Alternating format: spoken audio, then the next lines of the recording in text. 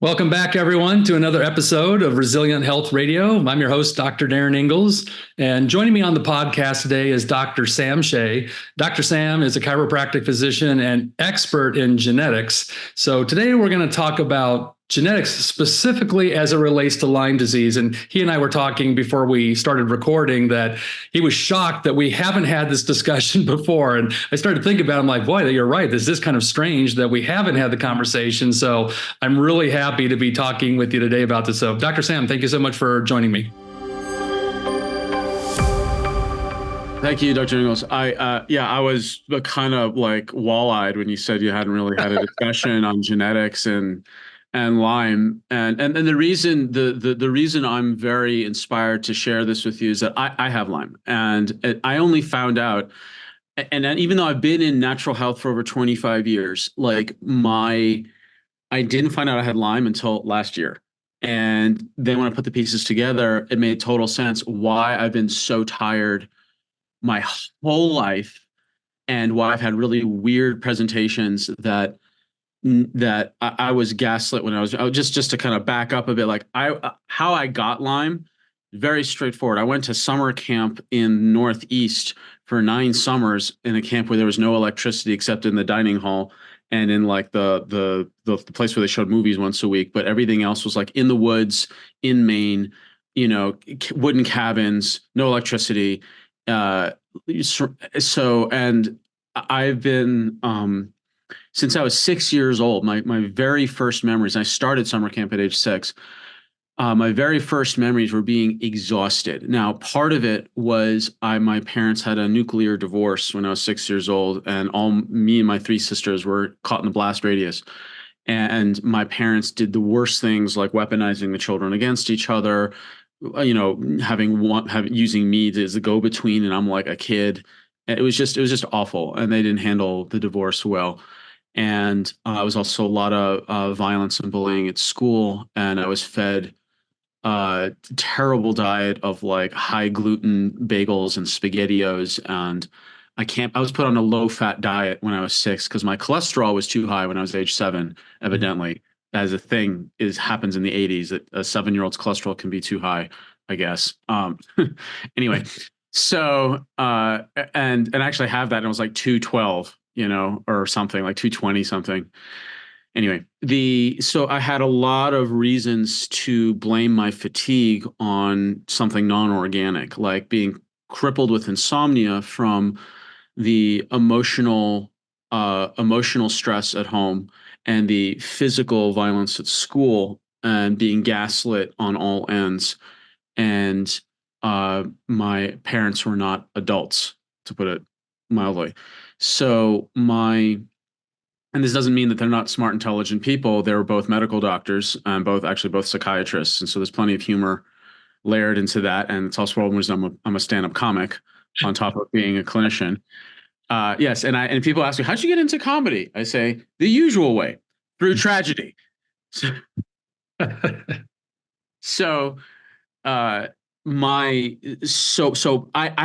didn't have a concept that all my fatigue and terrible health could be related to Lyme, because I had all these other reasons from all those other reasons I mentioned, and I was addicted to video games, I was addicted to sugar, I was addicted to coffee, all sorts of things from a very, very young age. And then I finally tested for Lyme, and I'm like, oh, going to summer camp at the same time didn't help, because it's almost certainly I don't remember. I know I had bites on me, but no one ever taught a 6-year-old what a bullseye rash was, assuming I would even have gotten one, because there's not all, as you know, all tick bites leave a bullseye wherever they bite. But that's why I didn't realize it, even though I've been in the profession for so long. So that's my relationship with Lyme. And the connection to genetics is that I didn't start really digging into genetics until 2016. So I'm going into my 8th year of really diving super deep into genetics. And when I ran my genetics report and it's this very specific type of report where I'm not figuring out what percentage Irish I am or whatever. It's looking at what are the most important genes as they relate to health as the upstream drivers of all other diseases underneath them. So I'm not checking the genes for stroke, the genes for heart disease, the genes for Alzheimer's, the genes for diabetes, the genes for anything else. I'm looking at what are the genes that drive all 7 drivers of all diseases, which number 1, inflammation, number 2, free radical damage, scavenging in the mitochondria. Whoa, I'm getting balloon things on my Zoom now. Okay, so for those of you who aren't watching, Zoom did this update where now if you do any hand gesture for any durable period of time, they start to auto-populate with all these really strange gestures. And it is so distracting and bizarre, and I don't know how to shut it off. Okay, anyway, technical difficulties aside. So inflammation, free radical damage, scavenging in the mitochondria, where 95% of all the free radicals are generated. Liver detoxification, phase 1, phase 2, vitamin D receptors, methylation, and it's not just MTHFR. Spoiler, there's like a dozen and a half major genes for methylation.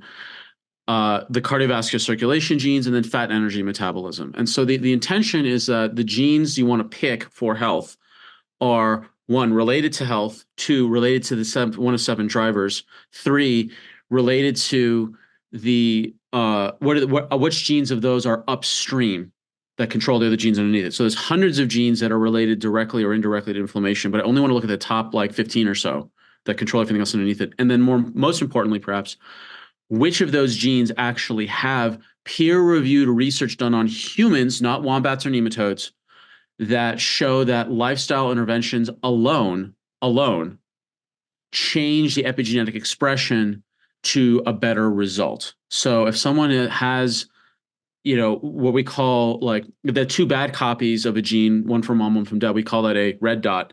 If it's 1 good copy, 1 bad copy, doesn't matter from which, we call it a yellow dot. And if they have 2 good copies, it's called a green dot. Now, your genes will never change from green dot to yellow or green or red to green or yellow to green. Right.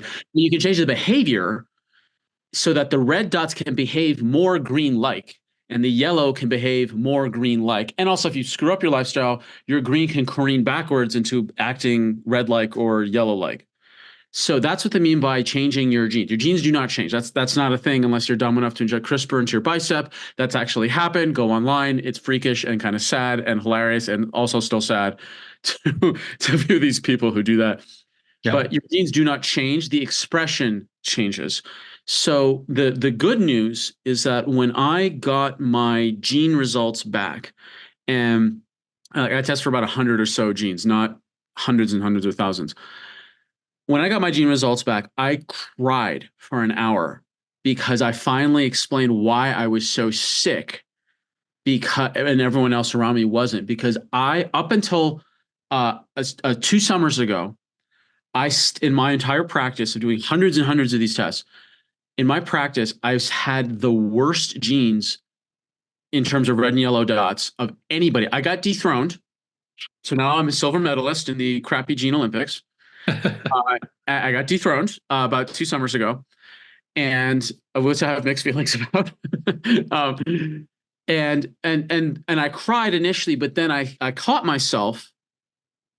I cried because I finally have answers of why I was so unwell. But also I was like, oh, I now can do something.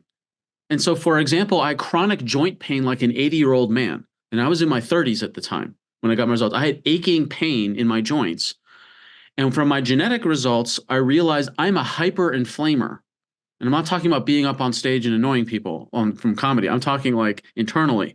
I hyper-inflame, and my inflammation just rails right into my joints. And once I changed my lifestyle according to my genetics, my joint pain went away.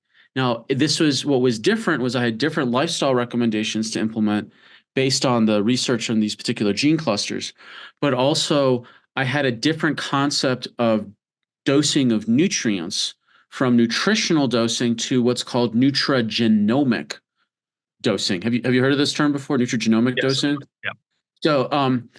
So for people listening, nutrigenomic, it was new to me when I heard it. And I was like, oh, I didn't realize this is a thing. So nutrigenomic means I don't give a gram of fish oil like I took for 2 decades or whatever, decade and a half. I take my gram of fish oil and it's helping me with inflammation. Kind of, sort of. It's like throwing widgets into the machinery. But if you take way more, then it's not that you're throwing fish oil as widgets into the machinery. You actually change the machinery.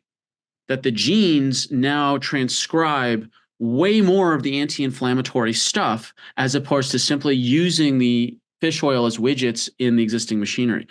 I didn't even have a concept of that until I studied genetics.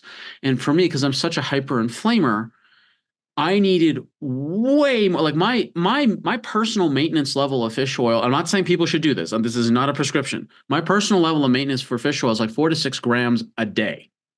It's not 2. It's not 1. It's like 4 to 6 because I'm so pro-inflammatory. And that's just one example. And the connection then, so I dealt with the joint pain genetically, and then fast forward to Lyme last year. Now I'm yoking the two. Why is it that there are some people that have, you know this better than anyone I know, they have Lyme titers in their blood, they have antibodies, whatever it is. Some people are reacting to their Lyme, some people less so or not at all. And there's many, many variables that go into that, one of which I believe is genetic vulnerability. And so I'm trying to thread the needle between how can someone look at their genetics, identify at-risk genes, and then shore up those at-risk genes through nutrigenomic and other lifestyle interventions based on the research so that they're not so vulnerable anymore to Lyme or anything else. And that's what I want to share today with some level of detail, like with citations of papers talking about specific genes, but just the big picture. There are certain gene sets that I've been able to find with the help of a really wonderful colleague named Dr. Fortuno, who's helped me scavenge up some of these these obscure research articles to inform people that there are genetic vulnerabilities that we can address that can help mitigate some of the effects of Lyme. And that's my working theory. I have no guarantees, but that's my theory, connecting genes to Lyme and looking at my own experience of, changing my own lifestyle and having the joint pain go away. Maybe that was also Lyme involved. I didn't know, because that was back in like 2017, 16, 17, when I got the reports and started to really implement everything. I didn't know I had Lyme at the time, so I can't tell you if the Lyme was involved with my joint pain or not, but it's very likely. Yeah. So Can you walk us through some of those? I know that you've got a very specific set of genes that you've identified. Can you walk us through what are some of those specific genes that we should be thinking about looking at? And I think you put together a nice little presentation on sure, this. I'll share my screen. And for people just listening, I'll talk about it in a way that you can still just listen. But if people who are visual, there's a visual component, and I'm going to make these slides available if people want them to dig into the citations and so on. So and for people who are new to this universe, there's going to be some level of jargon that's going to be spoken. So just kind of let it wash over you like music. And it's up to people like me and Dr. Ingels to be on a first name basis with these Scrabble winning polysyllabic jargon. So don't, just let it wash over you like music, and just enjoy the symphony here of nerditude. And we're both wearing glasses. Nerd twerk. There we go. There. Thank you. I feel seen. All right.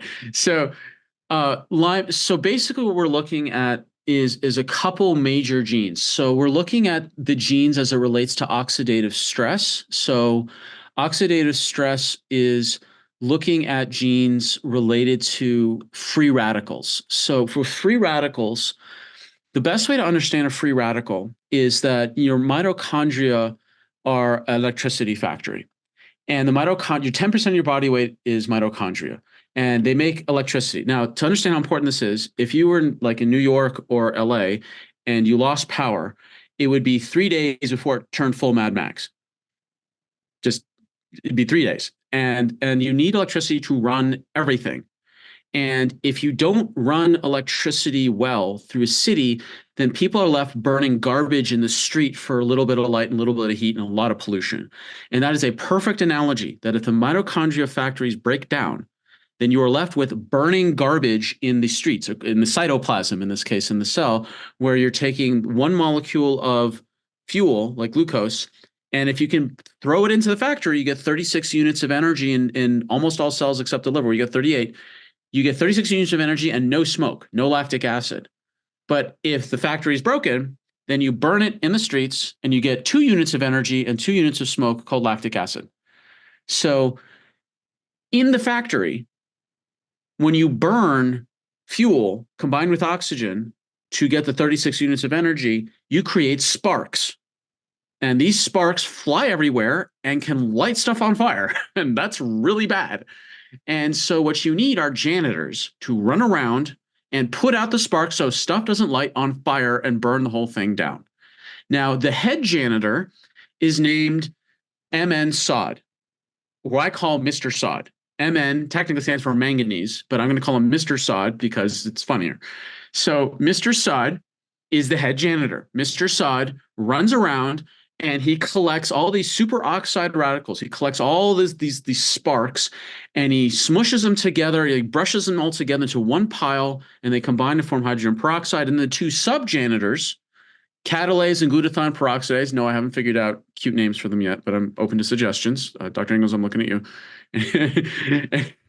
and these 2 sub-janitors then convert that pile of hydrogen peroxide into oxygen and water, which is pretty cool. That your body takes fire and turns it into water and oxygen. That's pretty amazing. And this is, for those of you who are curious, is like, well, do we need to drink water to make, actually you make metabolic water. Like your body actually regenerates things and turns it into water. But that's a side point. But basically, your factories make sparks from making electricity efficiently so the city doesn't turn into Mad Max, but there's a risk that your sparks fly everywhere. And you need these janitors to run around and put them out. Where genetics comes in is that if your Mr. Sod or his 2 sub-janitors are slow, and you just don't, they're tired, they're overworked, whatever it is, like they're not up to speed, so they're really slow to catch the sparks and turn hydrogen peroxide into oxygen and water. So you get this kind of ambient level damage going on in the mitochondria, which affects your ability to generate electricity, which then affects literally everything, your immune system, repair, every process you can imagine requires the electricity generated. So when I look back at Lyme, inflammation, oxidative stress, and mitochondrial dysfunction, that is literally the name of the title in this paper, that the superoxide levels, that's the superoxide radicals, that's the sparks. The sparks were way higher in Lyme patients than in non-Lyme patients. And that's the connection to these 3 genes to Lyme. And my theory, or rather, hypothesis, my hypothesis is that people who have red or yellow dots, like I do, I have a red dot in MN Sod and a red dot in GP and glutathione peroxidase. We are way more vulnerable to the damage of Lyme because our janitors aren't fast enough to put out the free radicals. So that's gene set number 1. I want to just pause there and ask if you have any questions or comments on that. Well, it makes so much sense. I think, for decades now, we've been trying to understand what is it about each individual with Lyme that has such a different experience with how it presents. Why do some people get more neurological symptoms? Some people get more arthritic symptoms. Some people get hardly any symptoms. So it makes so much sense that your epigenetic expression is really driving the symptom picture. And in that, I think as we continue to go through this conversation, it'll give us more clues on maybe what we should be doing and sometimes really what we shouldn't be doing. But I like your analogy of burning garbage in the street. I think that's a a perfect understanding of how things shift in our body when things aren't working the way they're supposed to. And, you talk about taking, based on your, genetic profile, having to need more fish oil to help quelch that inflammation. I mean, someone living, post Lyme, but living with MS. And I'm the same way. It's like, I got to take those higher doses of fish oil to really keep the inflammation under control. So again, we're not recommending this for you, but based on your individual need, sometimes, we do need to use these nutrients or herbs in higher amounts and sometimes lesser amounts based on, how we respond. Absolutely. And with that, there's the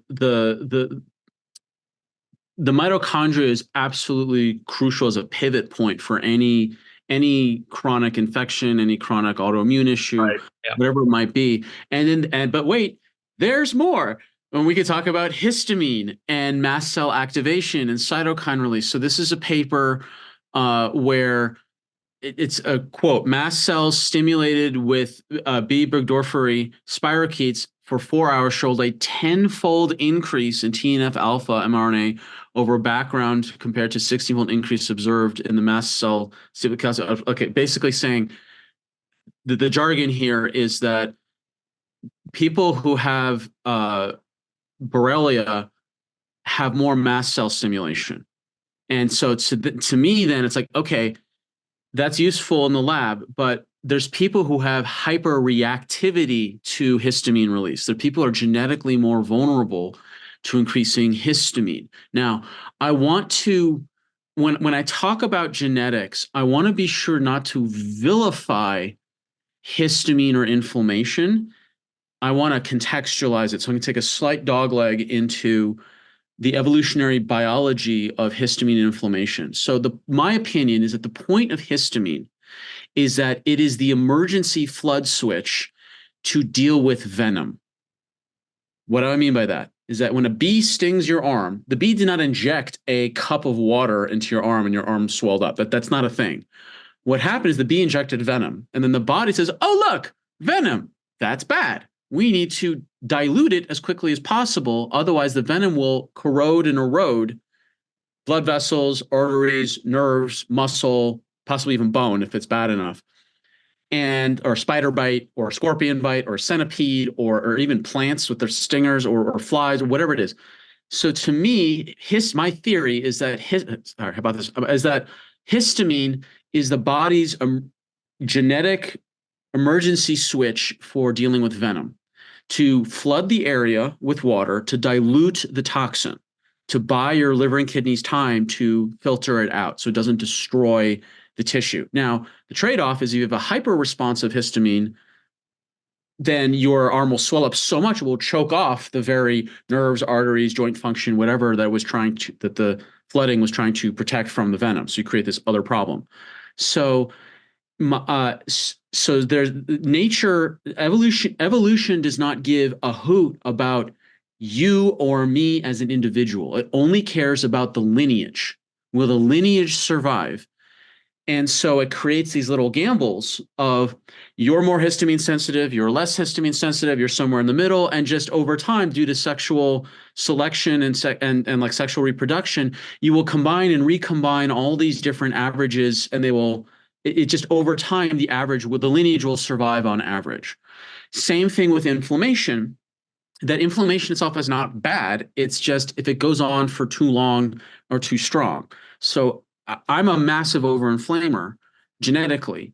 And why would I have a genetic advantage? Like, because some people say, why would nature be so stupid as to make someone so hyperinflammatory? It's like, well, I don't think nature is stupid.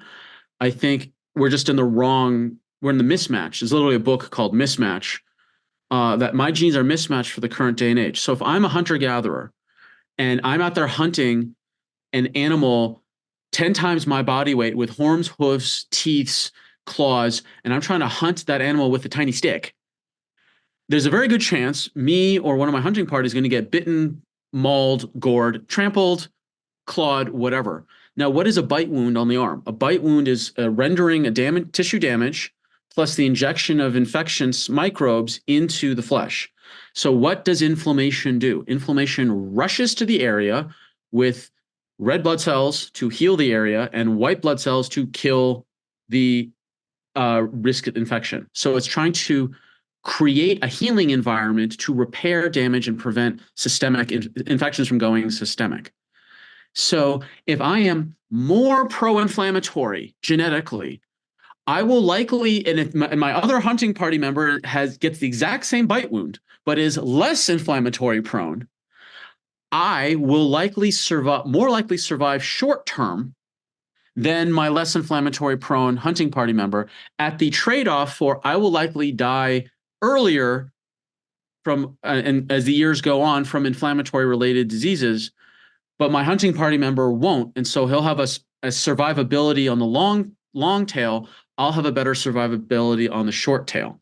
So again, that's about all things trade-offs with evolutionary biology. So and once I realized that, I stopped. And this is where it gets practical, as opposed to like, oh, that's really interesting theoreticals. This is where it gets practical. I forgave my body. I forgave my body when I saw my genetics. I was like, oh, my body is not uniquely this othering thing that's trying to sabotage me and ruin my life. My body was genetically designed to be in a different environment than what I am. That's it. So I forgave my body when I saw my genetics. And I'm the same person when I was much younger. I would wake up from insomnia, literally screaming at my body, won't you let me sleep? Like I would talk to my body like it was an alien other that was trying to hurt me. And it was a very intense set of years with that. But I finally forgave my body when I saw my genetics. I know that may sound odd to some listeners, but I promise you it was cathartic. And I don't think that's odd at all, Sam. I think, we often feel betrayed by our body when yes, we're not feeling well. I've had more conversations with my body than I probably care to count, with regards to MS. And it's like, why me? Why this? And again, your body is designed to do exactly what it was built to do. But like I said, sometimes given the environment, given other circumstances, it behaves in a way that's often protective, but in that protective mechanism can create inflammation, can create damage for whatever reason. And, as you're talking about Lyme and, histamine and mast cell activation, we think about so many people that struggle with brain fog, headaches, migraines, neuropathy. We've got compelling evidence that a lot of this it's not the organism literally eating your brain. I mean, that doesn't really happen with Lyme. It's that mast cell activation that affects the brain, that affects the nervous system, that creates this, litany of symptoms. So again, we can find ways to downregulate that inflammatory response. We start to get our brain and our nervous system back. absolutely. And the knowing your genetics can inform if someone is more prone towards one type of response versus another. And like we talked about histamine, now talk about inflammation specifically, like TNF alpha, interleukin 6, and these are the two most popular inflammatory genes I think out there. It's TNF alpha, interleukin 6, and like here's another paper saying like a large number of genes were exclusively more intensely upregulated by live, Borrelia burgdorferi, and TNF alpha and interleukin 6, and just to show people like what a real inflammatory gene panel looks like. A real panel, like I run on 15 major genes, and so this is looking at 3 interleukin 1s, interleukin 6, interleukin 8, interleukin 18, TNF alpha, 3 CRP genes, 2 COX genes, and then the interleukin 10s. I call the interleukin 10s. They're the firefighters. So if someone has a red dot or a yellow dot in the interleukin 10s, these are the ones, the inflammatory genes actually put out inflammation. It's like, do you have a fire truck or do you have a squirt gun to put out a raging inferno? So to me, it's like the TNF alpha and interleukin 6 are very, very important, but they have to be contextualized, because interleukin 10s, in my opinion, are actually more important, because if you have fire, but if you have enough water to put it out, you can at least handle it. But if you only have a squirt guns and if you have a mild fire going, you're going to create burns no matter what. And there's other patterns that we can talk about. Another point of other things like the CRP genes, if they're yellow or red, and then someone's got real problems with estrogen detox and they get inflamed, this leads to the inflammatory windup where people get inflamed, and men can develop gynecomastia or man boobs, or women's cycles can get screwed up because the liver will choose between, okay, if the choice between taking out the garbage or trying to deal with the kitchen being on fire, what's more important? It's the kitchen on fire. So your detox of hormones will be absolutely shoved back in the priority line in order to deal with inflammation. If people have problems in their inflammatory genes, particularly in their liver, then that risk of inflammatory shunting of hormone detox off to the side is way higher. I presented at a couple conferences on exercise-induced obesity, where people were so over inflaming from over exercises, but they had this combination of their liver having problems with inflammation and their problems getting rid of estrogen, that the inflammation from over exercise triggered this inflammatory response that then screwed up their hormones, and they started repositioning fat everywhere. Or their hormone cycles went on in the case of women. So this is an example of an inflammatory profile from genetics. And then the other thing I want to talk about is the actual detox effect. So there's the GST genes or the glutathione genes. There's several of them.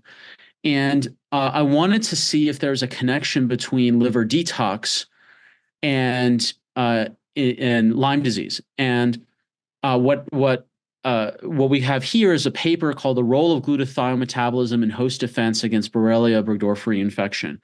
So, quoting from the paper, we identify glutathione metabolism as the most important target of Borrelia burgdorferi infection and discovered that this pathway is essential for cytokine production. Okay, not much of a surprise for people like you and me to read that.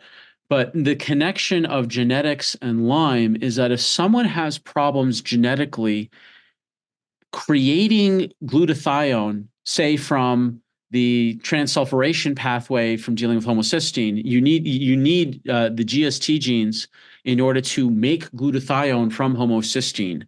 And if your body is slow on that conversion, then you're going to have problems with because Lyme disease will just help burn. You'll know the pathways better than I do how it does it, but Lyme will burn through glutathione very quickly. If you can't keep up because your methylation cycle that feeds into creating glutathione and the liver detox genes that can make glutathione on the end point of that methylation cycle, then you're going to have way more problems handling Lyme because you cannot keep up the glutathione production. So that's how I've been able to connect glutathione and liver detox and methylation to Lyme. And then this is an example of all the genes involved. There's a couple more, but there's 12 major ones for methylation and then 3 more for liver detox shown here in the corner. I'm not going to list them all off because it will sound like hexadecimal jargon and hieroglyphics all mixed together. And it could be quite punishing to read through all of them. But just a couple points. There is more to methylation than MTHFR. And I don't know how many of your listeners listen to Gary Brecka on Joe Rogan talk about all you need is these 5 genes on methylation and you're all good. I actually filmed an 80-minute rebuttal to that theory that all you need is to check these 5 genes and these 5 genes only. I know where he's coming from because how many genes can you talk about in a 2-hour interview with Mr. Rogan? But it's way oversimplified, and I currently check for 100 to 110 genes, not just 5. And I think he oversimplified it. So I just kind of want to drop that in there because methylation kind of rocketed into the zeitgeist a couple months ago when Gary was on Joe's podcast. I just want to kind of state that here. The other, and here's the 8 major genes for liver detox that are, there's phase 1 and there's phase 2 liver detox. So just to give an analogy for people to understand the liver detox, I learned this analogy from Dr. Kalish, who was my mentor for 4 years. And the liver, think of liver detox as a washer dryer system. So you have dirty laundry, you put it in the washer, and then you put it in the dryer, and then it's clean. If you put dirty laundry in the washer and then you never let it dry, it'll become moldy and gross and worse than if you'd never washed it in the first place. And so that's what can happen if someone doesn't have the dryers set up. That's phase two.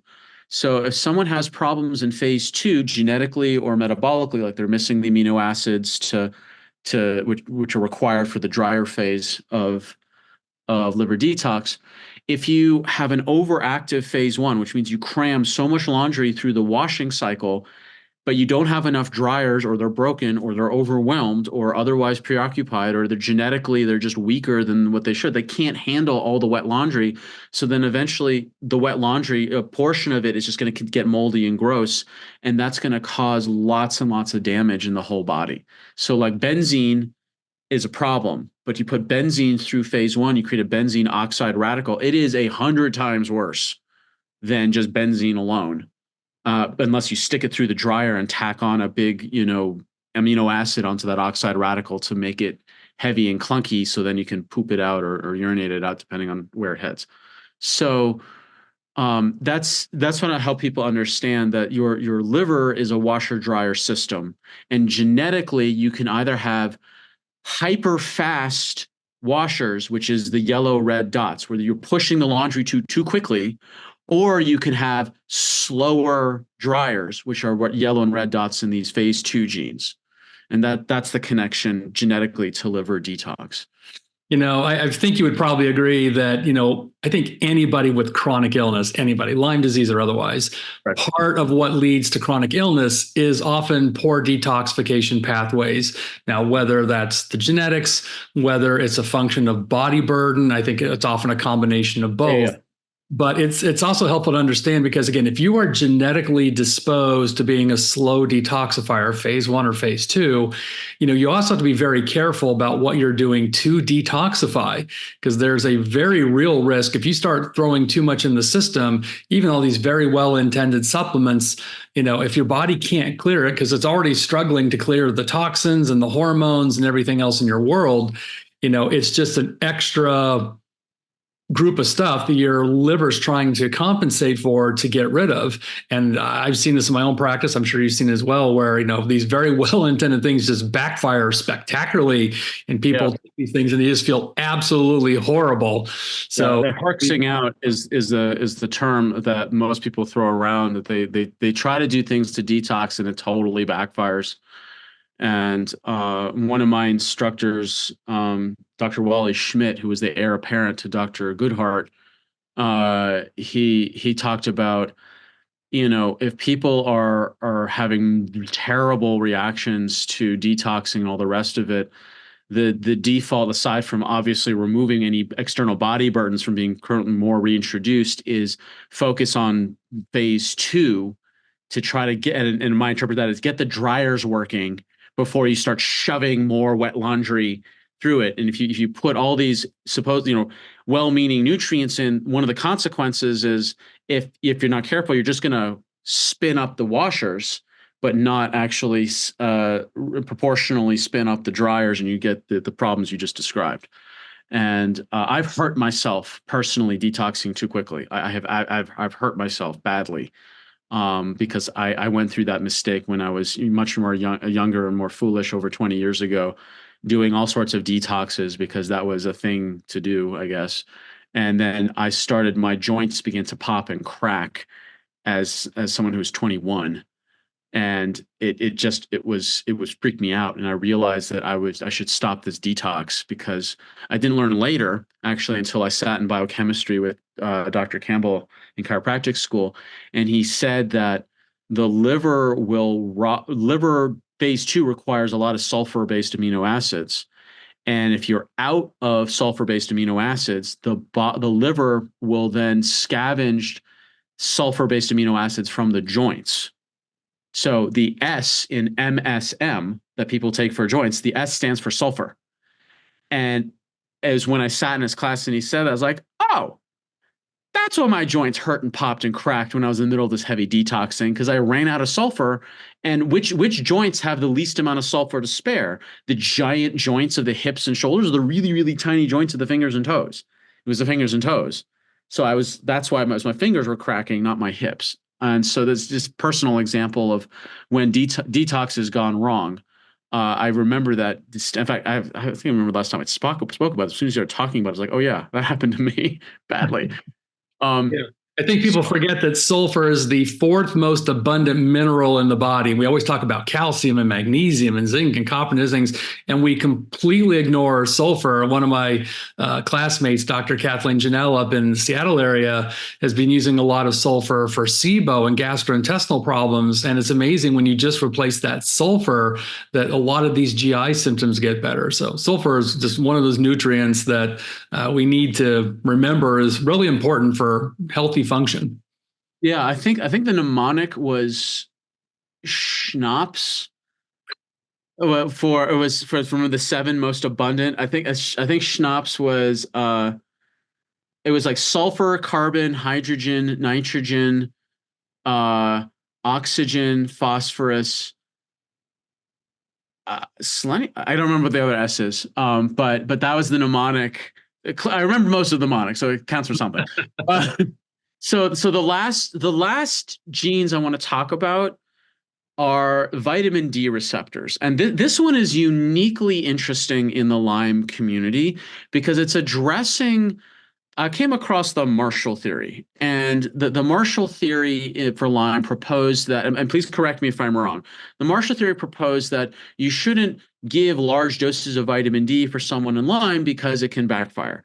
Now, as we were talking earlier, clinically, you said you haven't seen that work. That you haven't seen that pan out in your practice.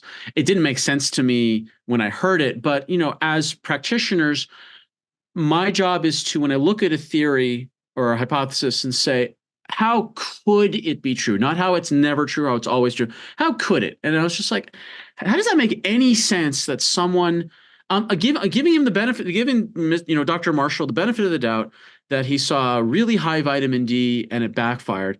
How could it have happened? So one, it may have been the wrong vitamin D. It may have been ergocalciferol, vitamin D2, not D3. That may have been one issue, but I don't know. Number two was that it may not have been vitamin D was the problem. It's that the vitamin D receptors were the problem. So to help our listeners and reviewers understand, I'm going to try to blow up these words a little bit for the viewers. So vitamin D is, in my opinion, next to like water, the most important molecule in the body. And it can genetically, vitamin D controls estimated between 3 and 5% of the entire genome. Just think about that. One molecule controls 1/33 to 1/20th of all your genes. Just crazy the amount it influences. Most of them have to do with dealing with inflammation and immunity. Yeah, bone density is there, but it's not the primary function of vitamin D. So getting vitamin D into the blood is half the journey from sunlight. And there's like about a half dozen genes between your sunlight and your bloodstream. So it's not a direct shot. There's several steps there. So you get vitamin D into your bloodstream, not into the cells, into the bloodstreams through sunlight, supplements, and food. Getting it from bloodstream into cell is the other half of the journey. So vitamin D needs to dock on something called the vitamin D receptor. It's a docking site that fits vitamin D floating around. Vitamin D lands on it, and then it goes in, and all the transcription magic in the genome happens. So to me, the issue is that for people that have variations in their vitamin D receptors, there's fewer of them. There's fewer spots for vitamin D to land on the surface of the cell to utilize the benefits of vitamin D. Now, I'm going to share you something that was at first anecdotal, but then later played out in the data.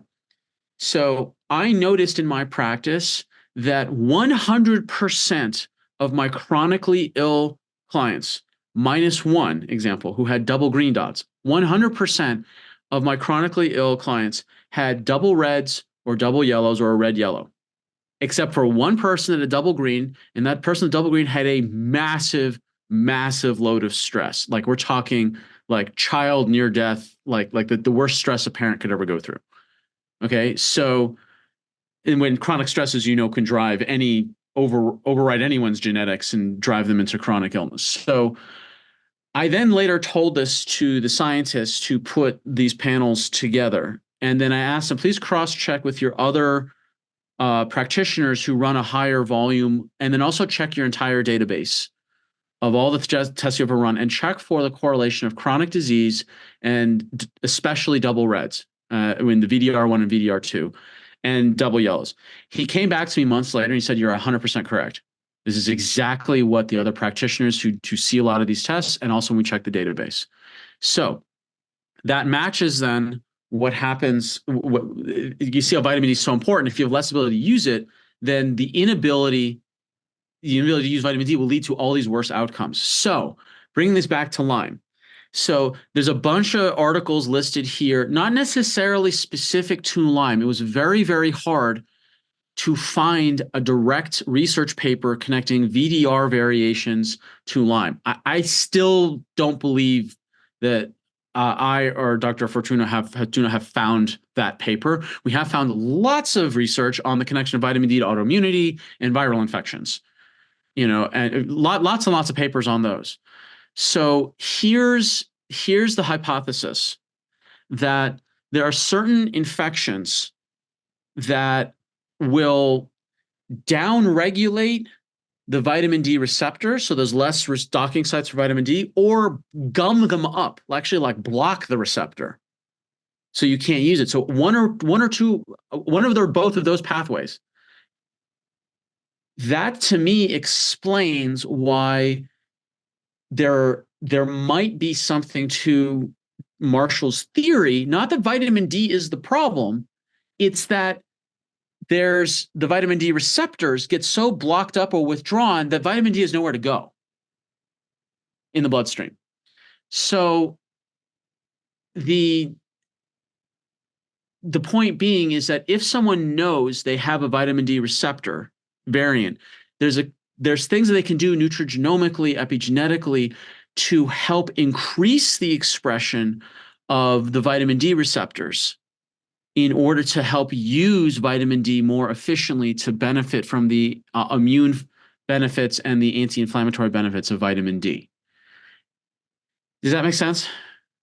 Yeah, it's interesting, for just a little background. So Dr. Trevor Marshall, who's a PhD, he's a researcher, was actually, I believe, studying sarcoidosis, looking at this whole relationship with vitamin D, and then kind of applied it to other chronic illnesses, including Lyme. Sort of counter to that, Dr. Coimbra out of Brazil, I'm not sure how long ago, has the opposite. Now, again, he was looking more at multiple sclerosis, but found that giving extremely high doses of vitamin D tend to downregulate neural inflammation. So we've got these sort of two extreme opposite opinions on, vitamin D using basically none versus using something upwards of like 100,000 IUs of vitamin D every day, which has to be monitored very, very closely. Mm-hmm. And anecdotally, there's been many people with MS and other Lyme disease and other chronic illnesses that have reported benefit with the high doses of vitamin D. And again, it may be if they've got a problem with their vitamin D receptor, you may have to give more to override that resistance of whatever it is. So again, we're not telling you it's right or wrong. We're just kind of pointing out that this receptor is important. And if you're checking your vitamin D levels, in particular, if you've been supplementing with vitamin D and you see your levels don't go up very much, if you haven't checked your genetic profile, I think it's very possible this is part of the reason, is that there's some element of resistance. Yeah. So I think I would love to see more papers, even one, honestly, on VDR and Lyme. I could not find it. Dr. Fortuna couldn't find it. And there's plenty on chronic infections and autoimmunity, but not specifically to VDR and Lyme. And if anyone here is that nerdy and that committed, here's your PhD project. And it's you on a Lyme covered platter.